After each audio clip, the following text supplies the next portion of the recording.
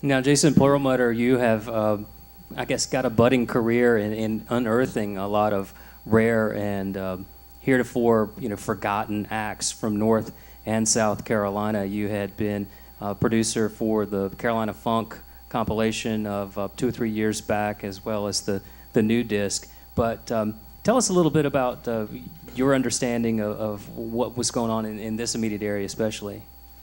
Well, my background, as you say, is as a collector of this music, and I've just been really excited to search for local recordings that may not have been commercially successful and for that reason are now hard to find. There were a lot of great bands who perhaps only made one song on a 45. Maybe it was part 1 and part 2 or the same song on both sides. Some of these bands disappeared as recording artists and didn't get past that.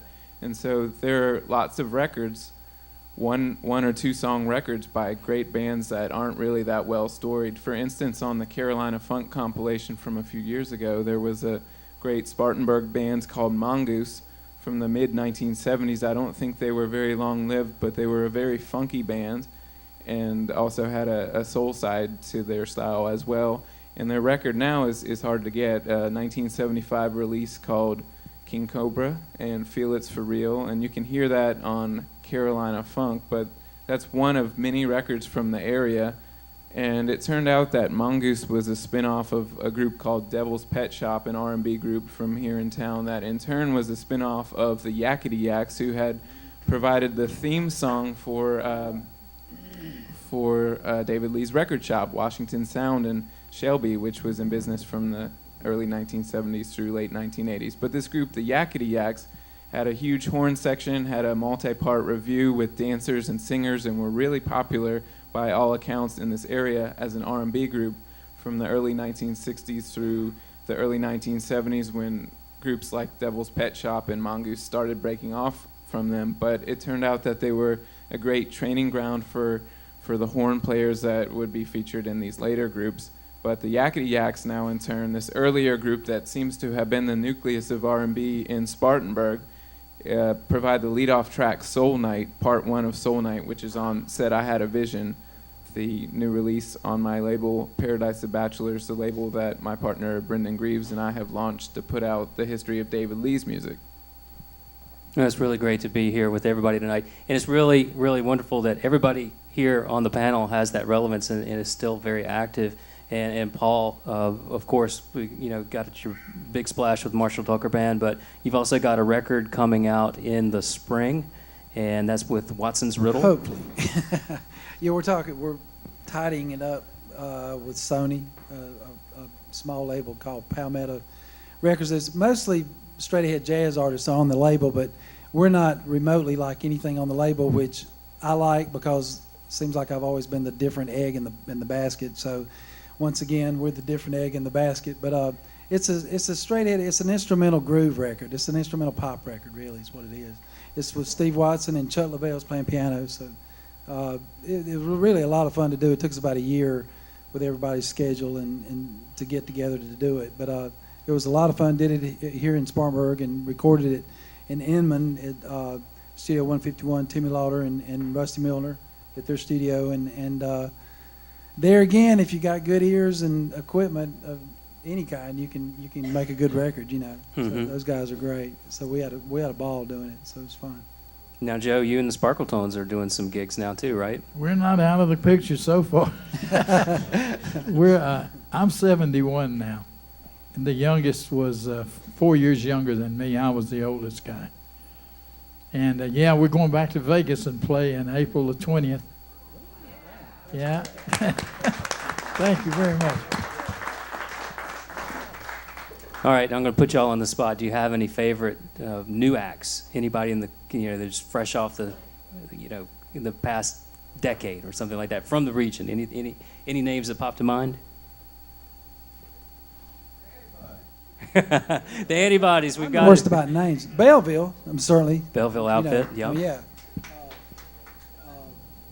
God, I mean, there's name someone. There's so many players. Again, there's so many great artists around. Joe Dean Haywood. And Joe was a 50s guy. He sang Sam Cooke better than Sam Cooke. Okay. He was really good. Yeah. And we got a comment coming in online about the juggernaut, radio juggernaut back in the day was WAYS AM. How supported were they of upstate and Piedmont artists? Anybody got anything to say on that? I know, I'm David Lee, but I know that I called on them, but, you know, they was kind of out of my range. Big ways. So, Yeah. oh, Big Ways. Big ways, yeah. And Charlotte. Yep. Oh, I never had a pickup on them. Yeah. Sure did. Never had a pickup. I was thinking about it up in Rutherford County. Well, we're going to take a break now and go back to some more music from the Antibodies. Stay in tune at linguamusicalive.com. You can comment there just under the live feed of the video. You can also go on to Twitter and use the hashtag, which is a # and Lingua Musica in your tweet, and we'll get to see it here and add your comments. We're going to come back after this song break and talk a little bit about rare vinyl, out-of-print vinyl, and LPs in general. Now we give it back to the Antibodies.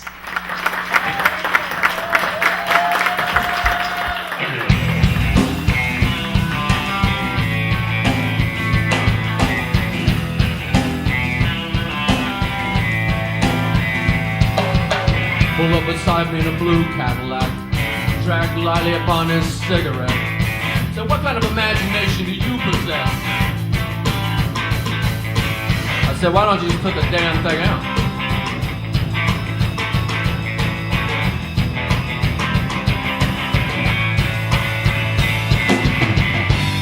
Have you come for me?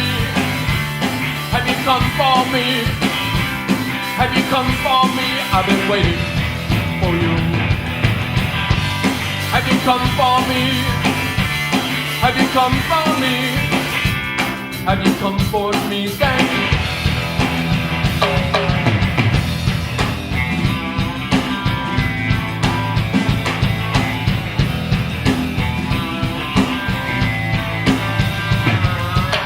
The engine roars from across the way, speeds along the street of complacency, purses and spends profits from the machine.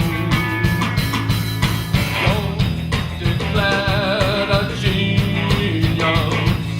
You're declared a genius. Have you come for me? Have you come for me? Have you come for me? I've been waiting for you.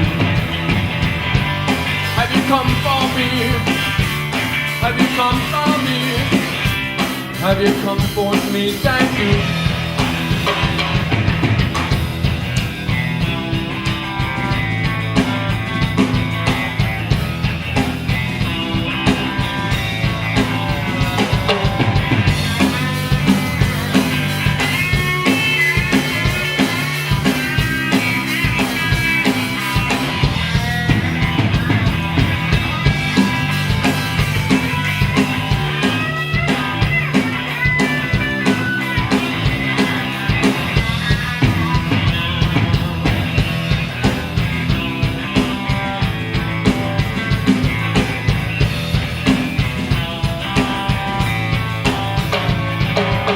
Transfigured by the years, you see, caught up in priority. Can't be what I don't believe. Only it's you I see. Only it's you I see. Have you come for me? Have you come for me? Have you come for me? I've been waiting for you. Have you come for me? Have you come for me? Have you come for me? Thank you. No, no, thank you. No, thank you. No, thank you.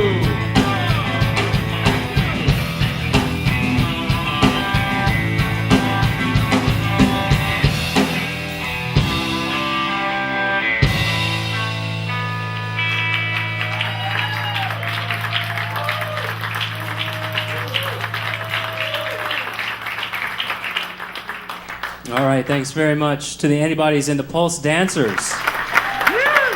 Looking and sounding very good. Woo! All right, what we're was that back. show that used to come on when we were real young? Hullabaloo? Was that it? They had the go-go dance. Wasn't that right? Wayne, what was that show? You know what I'm talking about? No. They had the go-go dancers and stuff, and Dave Clark 5 would play, and all those bands, and they had the go-go dancers up in the thing. That's what that reminds me of. It's awesome. Shindig. Was that it? Shindig. But wasn't there a show called Hullabaloo? Yeah, okay, thank you. Okay. My memory serves me. All right. There you go.